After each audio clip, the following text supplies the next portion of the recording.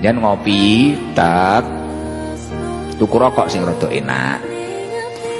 karo diangen-angen ya Allah ngagep gitu ngopi senenganmu apa rada pahit apik ning lambung mari wing rokok dul tenang alhamdulillah ya Allah kok jadi kayak urip wong-wong wis padha dipapaki dewi-dewi kene kok jek utuh salat ora patek genep ya toh kenyang pisan rakaate kleru kabeh wae papat kok ringkes loro padahal ya ora jamak kosor kan ngono kuwi yen ngopi tak tuku rokok sing rada enak karo diangen-angen ya Allah ngagep gitu ngopi senenganmu apa rada pahit apik ning lambung mari wing rokok dul tenang